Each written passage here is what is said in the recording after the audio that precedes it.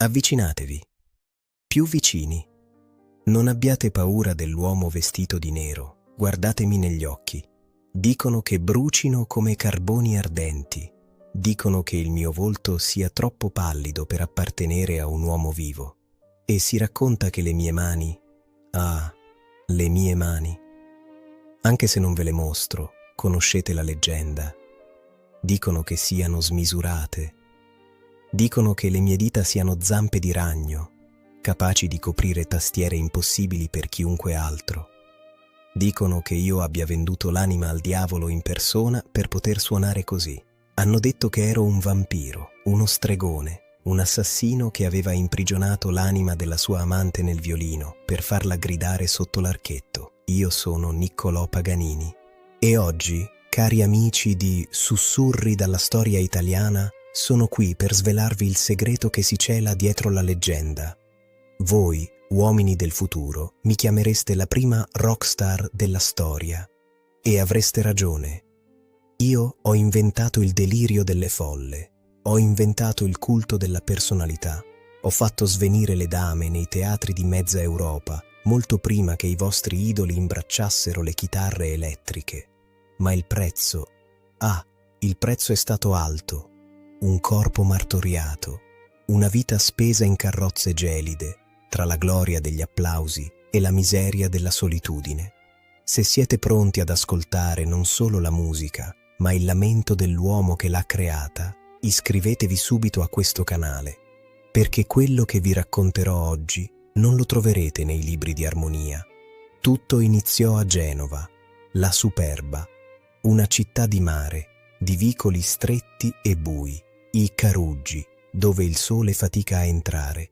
Sono nato lì, il 27 ottobre dell'anno 1782. Non sono nato in un palazzo di marmo, ma in una casa modesta nel Passo della Gatta Mora. Un nome che sembra già un presagio, non trovate? Mia madre, Teresa, era una donna semplice e devota. Fu lei a raccontare in giro di aver fatto un sogno in cui un angelo le prometteva che suo figlio sarebbe diventato il più grande violinista del mondo. O forse non era un angelo. La gente mormorava. Ma la vera figura oscura della mia infanzia non fu un demone notturno. Fu mio padre, Antonio Paganini, un uomo duro, un commerciante fallito che cercava riscatto attraverso il talento del figlio. Aveva capito presto che avevo orecchio. Aveva visto che le mie mani toccavano il mandolino e il violino con una facilità innaturale, e così la mia casa divenne la mia prigione. Immaginate un bambino di 5-6 anni. Mentre gli altri correvano giù al porto a guardare le navi, io ero chiuso in una stanza semibuia. Mio padre mi costringeva a suonare dalla mattina alla sera. Se mi fermavo, niente cibo. Se sbagliavo una nota, arrivavano le percosse. «Suona, Niccolò, suona finché non ti sanguinano i polpastrelli», urlava. La fame, ricordo la fame e la stanchezza, una stanchezza così profonda che a volte cadevo in uno stato di catalessi. Sì, catalessi. Dovete sapere una cosa agghiacciante. Quando avevo 4 anni mi presero per morto. Avevo avuto il morbillo. Ero caduto in uno stato di incoscienza tale che il mio respiro era impercettibile. Mi avevano già avvolto nel sudario, pronti per la sepoltura. Fu un movimento minimo della mano a salvarmi, un attimo prima che chiudessero la cassa. Sono, letteralmente, un sopravvissuto alla tomba. Forse è da lì che nasce la mia aura spettrale. Forse una parte di me è rimasta davvero nell'aldilà. Crescendo, il mio corpo iniziò a cambiare, e non in modo normale. Voi medici moderni avete dato un nome alla mia condizione, sindrome di Marfan, oppure Ehlers-Danlos, parole complicate per descrivere un mostro. Le mie articolazioni erano di gomma. Potevo piegare il pollice all'indietro fino a toccare il polso. Le mie spalle erano snodate, la mia pelle elastica. Ero magrissimo, spigoloso, con una mascella prominente e denti che iniziarono a cadere presto a causa delle cure.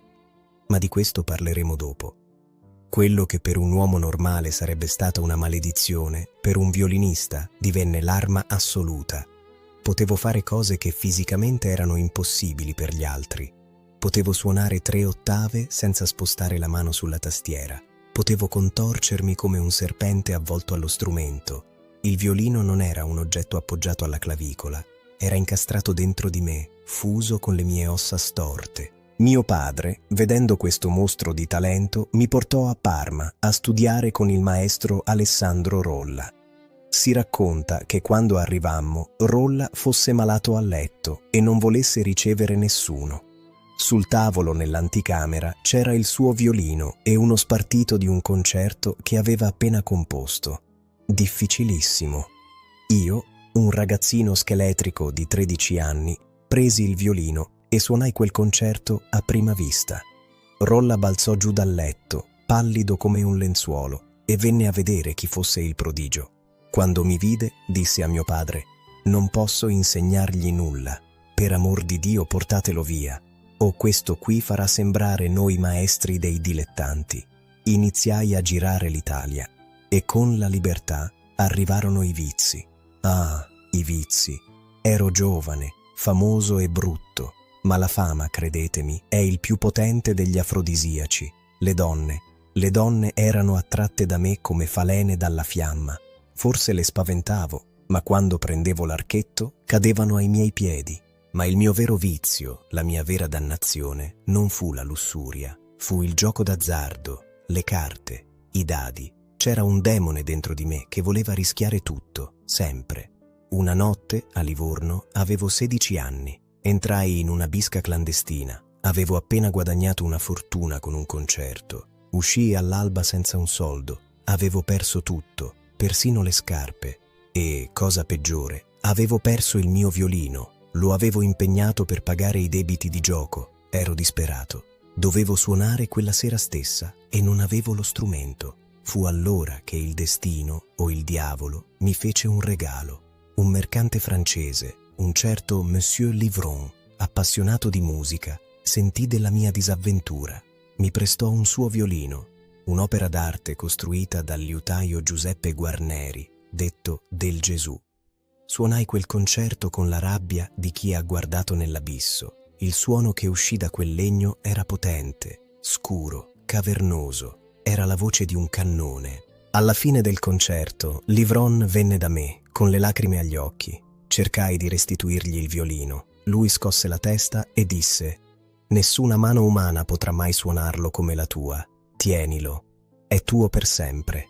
Era l'anno 1800. Quello strumento divenne il mio cannone, la mia anima gemella, l'unica donna che non mi ha mai tradito. Lo portavo ovunque, dormivo con lui, e lui rispondeva ai miei tormenti con suoni che nessun Amati o Stradivari avrebbe mai potuto produrre. Ma la vita di un virtuoso non è fatta solo di corde e legno, è fatta di carne. Tra il 1801 e il 1804 sparii dalla circolazione. Sparii. Nessuno sapeva dove fosse finito Paganini. Le voci iniziarono a correre. È in prigione per aver ucciso un rivale, dicevano alcuni. È in convento per espiare i suoi peccati, dicevano altri. È a lezione di magia nera dalle streghe.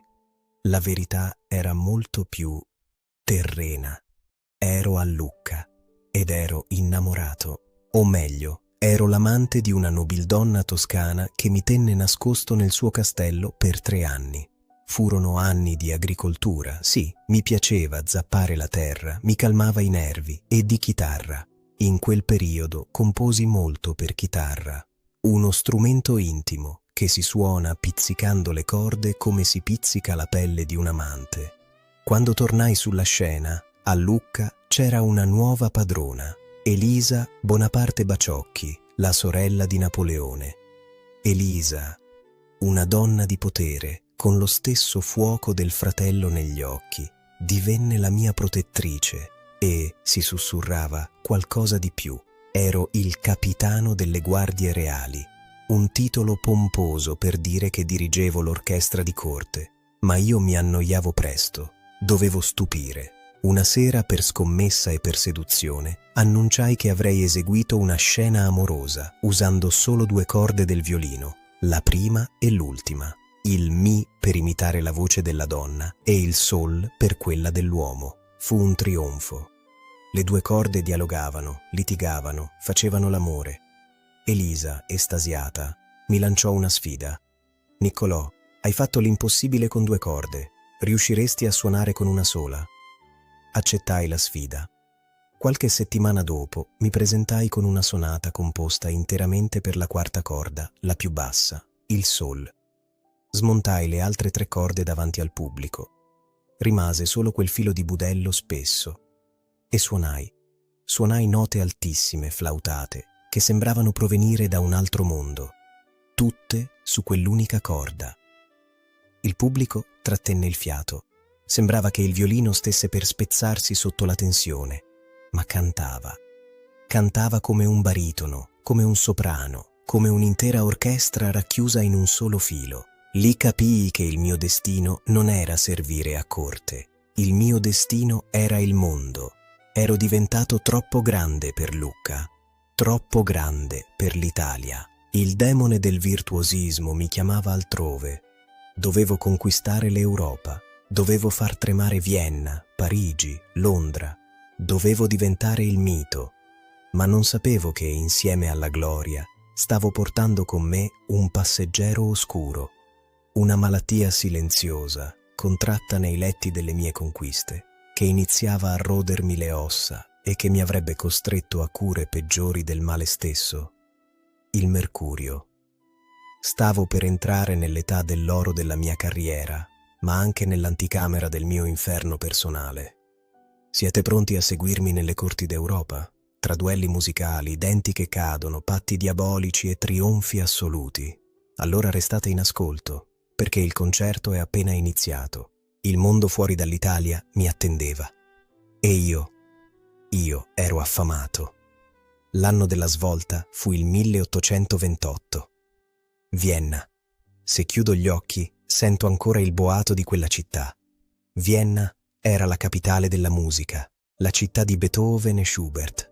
Arrivai lì come uno sconosciuto, un italiano scheletrico, come mi definì un giornale locale. Ma dopo il primo colpo di archetto, Vienna impazzì.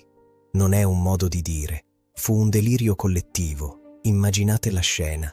Salivo sul palco vestito completamente di nero. I capelli lunghi, unti, mi cadevano sul viso pallido come la cera. I miei occhi, infossati e febbrili, brillavano dietro un paio di occhiali con le lenti blu. Li portavo spesso per proteggermi dalla luce, che mi feriva gli occhi malati, ma mi davano un aspetto spettrale. Non sorridevo mai, la gente smetteva di respirare. Iniziavo a suonare, e il violino produceva suoni che non sembravano umani. Imitavo il flauto, il corno, persino il verso degli animali o la voce umana. I miei capricci erano acrobazie che sfidavano la gravità. Le donne svenivano in platea, gli uomini piangevano. Nacque una moda grottesca. Nei negozi di Vienna apparvero i guanti alla Paganini, le caramelle alla Paganini, persino acconciature che imitavano la mia chioma disordinata. I ristoranti servivano bistecche tagliate a forma di violino. Ero diventato un'icona, ma insieme alla fama cresceva l'ombra. La leggenda del diavolo mi perseguitava e io, lo ammetto, io la alimentavo. Mi facevo vedere in giro su una carrozza nera, trainata da cavalli neri. Arrivavo nei teatri all'ultimo momento, avvolto in mantelli scuri, sparendo subito dopo, senza salutare nessuno. Una sera, durante un concerto, si ruppe una corda del violino. Il pubblico sussultò, pensando che mi sarei fermato. Invece continuai a suonare sulle 3 corde rimaste. Poi se ne ruppe un'altra, e un'altra ancora. Rimasi con una sola corda, e continuai a suonare il finale del concerto con quella sola, povera corda superstite, con una potenza tale che il teatro quasi crollò per gli applausi. Dissero che era magia, dissero che il diavolo tagliava le corde per mettermi alla prova. Sciocchezze, era tecnica, era sudore, era la capacità di trasformare l'imprevisto in spettacolo. Fu in quel periodo che nacque la frase che mi perseguita ancora. Paganini non ripete. Tutti pensano che fosse arroganza, che io mi rifiutassi di concedere il bis per superbia. La verità è diversa. La mia musica era in gran parte improvvisazione. Quello che suonavo in quel momento nasceva dal mio stato d'animo, dal dolore che provavo in quel preciso istante. Come potevo ripeterlo? Non si può ripetere un battito del cuore, non si può ripetere un sospiro. Chiedermi di rifarlo uguale era come chiedermi di vivere 2 volte lo stesso secondo. Impossibile. Ma mentre l'Europa mi venerava come un dio, il mio corpo stava marcendo. Ah, la sifilide, il mal francese. L'avevo contratta in gioventù tra un letto e l'altro, un batterio lento, inesorabile. Ma la vera tortura non fu la malattia, fu la cura. I medici dell'epoca non conoscevano antibiotici, conoscevano solo il mercurio. Mi facevano bere intrugli al mercurio, mi facevano frizioni sulla pelle. Il mercurio è un veleno. Mi distrusse lo stomaco, costringendomi a diete atroci. Mi rese la pelle grigia, quasi trasparente, accentuando il mio aspetto da vampiro. Ma la cosa peggiore fu la bocca. Il mercurio mi fece cadere i denti, uno a uno. Immaginate l'orrore. Ero l'uomo più famoso d'Europa e la mia mandibola si stava ritirando. Il mento sporgeva in fuori come quello di una strega. Le guance si scavavano sempre di più. Quando mangiavo, dovevo tagliare il cibo in pezzi minuscoli. Ero un relitto, tenuto insieme dalla forza di volontà e dalla musica. Eppure in questo sfacelo ci fu spazio per l'amore, o meglio, per una passione tempestosa. Conobbi Antonia Bianchi, una cantante comasca, giovane, bella e folle quanto me. Viaggiammo insieme per anni. I nostri litigi erano leggendari. Urlavamo negli alberghi di mezza Europa. Ci lanciavamo oggetti. La mia gelosia era patologica. La sua insofferenza era veleno. Ma da questo amore malato nacque il mio unico, vero miracolo. Non un concerto, non un capriccio. Mio figlio, Achille, nacque nel 1825 a Palermo. Achille fu l'unica creatura che amai più del mio violino. Quando Antonia ed io ci separammo, e fu una separazione brutale, ve lo assicuro, lottai con le unghie e con i denti per tenere il bambino con me. Pagai Antonia perché se ne andasse. Volevo Achille tutto per me, divenne la mia ombra, lo portavo ovunque. Io, che venivo descritto come un mostro avaro e crudele, diventavo un padre tenerissimo con lui. Lo coprivo di giocattoli, mi preoccupavo per ogni suo colpo di tosse. Achille era la mia ancora di salvezza, l'unica prova che ero ancora un essere umano capace di amare. Con Achille al mio fianco conquistai Parigi e Londra. A Parigi, nel 1831, incontrai Franz Liszt. Lui era un giovane pianista, bello, virtuoso.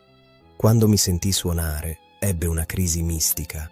Si chiuse in casa per giorni, dicendo: «Voglio diventare il Paganini del pianoforte». Avevo cambiato la storia della musica. Avevo mostrato che lo strumento non è un limite, ma un'estensione del corpo. Guadagnai milioni. Si diceva che fossi avaro. Paganini ama i soldi più delle note, scrivevano i giornali. È vero. Chiedevo cachet astronomici. Raddoppiavo i prezzi dei biglietti. Ma dovete capire, io sapevo di avere poco tempo. Volevo lasciare un futuro sicuro ad Achille. Ogni moneta d'oro che accumulavo era un mattone per la sua vita, quando io non ci sarei più stato. Eppure, commisi degli errori. A Parigi tentai l'avventura imprenditoriale. Aprii il Casino Paganini, un luogo di lusso, musica e gioco d'azzardo. Fu un disastro totale. La salute mi impediva di suonare spesso. La gestione fu affidata a truffatori. Il casino fallì, costandomi una fortuna e trascinandomi in cause legali che mi avvelenarono gli ultimi anni. La fine si avvicinava, lenta, silenziosa. La malattia aveva colpito la mia laringe. La tubercolosi si era aggiunta alla sifilide. A poco persi la voce. Io, l'uomo che faceva parlare il violino, non potevo più parlare. Gli ultimi anni della mia vita furono un film muto. Comunicavo con bigliettini di carta o sussurrando all'orecchio di mio figlio Achille, che ormai era un ragazzo. Lui faceva da interprete al mondo. Papà dice che... Papà vuole... Era straziante. Ero diventato uno spettro che si aggirava per Nizza, dove mi ero ritirato per cercare il sole. Ero curvo, tossivo sangue, le gambe gonfie per l'idropisia. Il violino taceva nella sua custodia. Non avevo più la forza di sollevarlo. Le mie dita magiche, quelle dita che avevano stregato imperatori e regine, ora tremavano solo per afferrare una tazza di brodo. C'è un ultimo aneddoto che voglio raccontarvi, prima di arrivare alla morte. Un aneddoto che smentisce la mia fama di taccagno. A Parigi vidi un giovane compositore, Hector Berlioz. Era un genio, ma era povero in canna e disperato. Dopo aver ascoltato una sua opera, mi inginocchiai davanti a lui. Sì, io, Paganini, in ginocchio. E gli baciai la mano. Il giorno dopo gli feci recapitare una lettera. Dentro c'era un assegno di 20.000 franchi, una fortuna. Beethoven è morto, non c'era che Berlioz che potesse farlo rivivere, scrissi. Lo feci perché mi sentivo colpevole per la mia ricchezza, o perché, nel delirio della malattia, vedevo la musica più chiaramente degli altri. Non lo so, ma quel gesto salvò Berlioz dalla fame. E poi arrivò il buio. Nizza, maggio del 1840. Ero a letto. La tosse mi squassava il petto. Il vescovo di Nizza mandò un prete per l'estrema unzione. Il prete mi guardò con sospetto. Vide i quadri libertini alle pareti. Vide il mio aspetto noncurante. Mi chiese se credevo che il mio violino fosse opera di Dio o del diavolo. Io non potevo parlare. Non avevo voce. Forse feci un gesto stizzito. Forse cercai di allontanarlo con la mano, perché volevo solo dormire. Volevo solo che il dolore finisse. Il prete interpretò quel gesto come un rifiuto finale della Chiesa. Uscì dalla stanza urlando che Paganini moriva da impenitente, che rifiutava Cristo. Morì il 27 maggio, alle 5 del pomeriggio. Mio figlio Achille era lì, ma la mia pace non arrivò con la morte. Anzi, l'orrore vero iniziò proprio in quel momento. Poiché il prete aveva detto che avevo rifiutato i sacramenti, la Chiesa proibì la mia sepoltura in terra consacrata. Gettatelo nella fossa comune, dissero. Mio figlio Achille, distrutto dal dolore, dovette combattere contro i vescovi per proteggere il corpo di suo padre. Il mio cadavere fu imbalsamato e lasciato nella cantina della casa a Nizza per mesi. La gente aveva paura. Diceva di sentire suoni di violino provenire dalla bara. Poi fu spostato in un lazzaretto, poi in una fabbrica di olio abbandonata. Immaginate, il più grande musicista della storia, trattato come un pacco postale indesiderato, spostato di notte per non attirare l'attenzione. Per anni il mio corpo viaggiò per mare e per terra, rifiutato da ogni cimitero. Fui sepolto di nascosto nelle isole di Lerino, poi nel giardino della mia villa a Parma. Ci vollero 36 anni. 36 anni dopo la mia morte, finalmente, la Chiesa concesse un funerale. Oggi riposo a Parma, ma per decenni sono stato il musicista maledetto che nemmeno la terra voleva accogliere. Questa è la storia dell'uomo dietro il mito. Ho pagato ogni nota con un pezzo della mia salute. Ho pagato ogni applauso con la solitudine. Ma se potessi tornare indietro, se potessi riprendere in mano il mio cannone Guarneri anche solo per un istante, rifarei tutto. Perché quando l'archetto toccava le corde, il dolore spariva, la fame spariva, il mercurio spariva. C'era solo la musica ed io ero infinito. Eccoci alla fine. Il sipario cala, le luci della ribalta si spengono, il pubblico se n'è andato. Resta solo il silenzio, quel silenzio che ho temuto per tutta la vita e che ho cercato di riempire con le mie note frenetiche.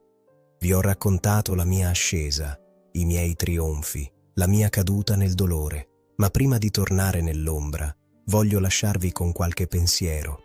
Voglio che capiate cosa significa davvero essere Niccolò Paganini. Molti di voi, guardando indietro, vedono solo la maschera. Vedono l'uomo in nero, il violinista del diavolo, Mi chiedete ancora, dopo 2 secoli, Niccolò, hai venduto l'anima? La risposta è sì, ma non l'ho venduta a Lucifero in cambio di una tecnica sovrumana. Quella, ve lo giuro, era tutta mia. Era la mia anatomia deforme. Era la mia ossessione. Erano le ore passate a suonare finché le dita non si bloccavano. Ho venduto l'anima alla musica. La musica è un padrone esigente, è un Dio geloso. Se vuoi servirla davvero, se vuoi toccare vette che nessuno ha mai toccato, devi darle tutto. Devi darle la tua salute, la tua pace mentale, la tua famiglia. Io le ho dato i miei denti, il mio stomaco, la mia voce. E in cambio, lei mi ha reso immortale. Guardate il vostro mondo di oggi. Vedo i vostri musicisti, quelli che chiamate rockstar. Li vedo sui palchi immensi, con i capelli lunghi, vestiti di pelle nera, mentre fanno urlare le loro chitarre elettriche, mentre le distruggono alla fine del concerto, mentre si gettano tra la folla. Sorrido, perché so che stanno solo imitando me. Sono tutti figli miei.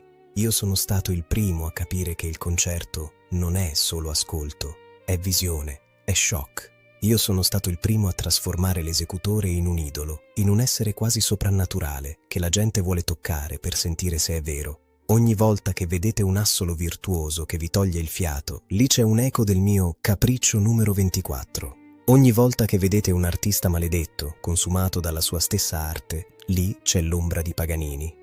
Ma c'è un'altra eredità che lascio, un'eredità più tangibile, il mio violino, il mio cannone Guarneri del Gesù. Dopo la mia morte lo lasciai alla città di Genova, con una clausola precisa nel testamento, onde sia perpetuamente conservato. Non volevo che finisse in mano a collezionisti o mercanti, volevo che restasse a casa.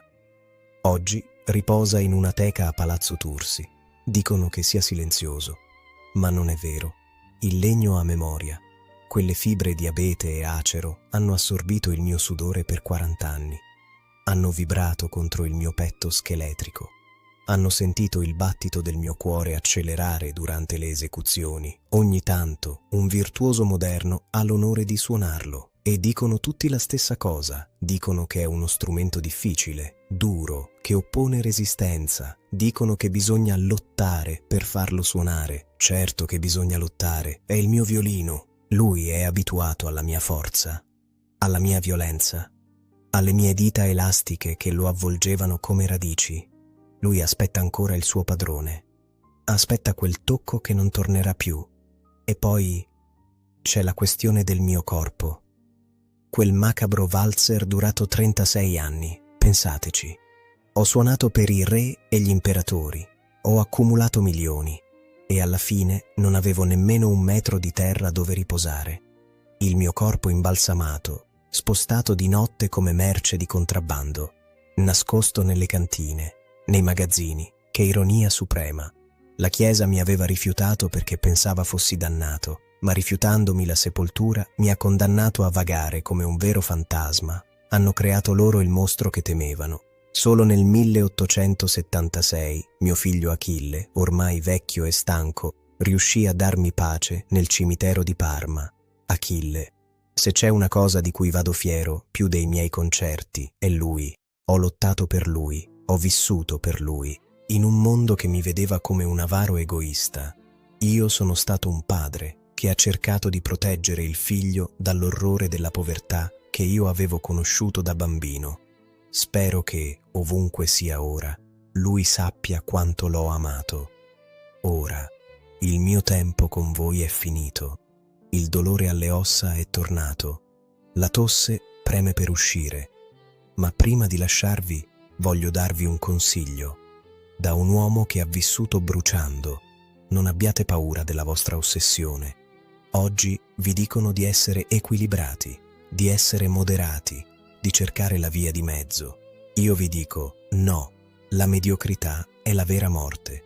Se avete una passione, che sia la musica, la scienza, l'amore, lasciate che vi divori, lasciate che vi consumi.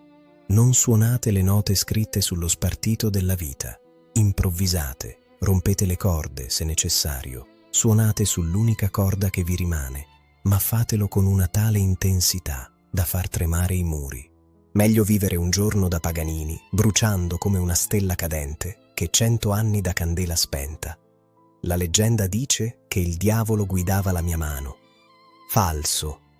Era la vita a guidarla. La vita con tutto il suo dolore e la sua bellezza. Io ho solo cercato di tradurla in suono. Grazie per avermi ascoltato. Grazie per aver guardato oltre la maschera del mostro e aver visto l'uomo. Se questa sinfonia di parole vi ha toccato l'anima, se avete sentito il profumo della pece e il brivido della corda che si spezza, vi chiedo un piccolo gesto. Iscrivetevi a Sussurri dalla storia italiana. Non lasciate che la musica finisca. Commentate qui sotto.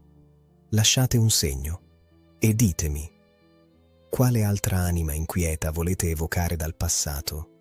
Quale altro genio incompreso o peccatore sublime volete che prenda la parola? Il limbo della storia è affollato e tutti hanno una verità da urlare. Io torno nel mio silenzio, o forse torno a suonare per chi ha orecchie per sentire l'invisibile. Addio, e che la passione sia sempre la vostra guida.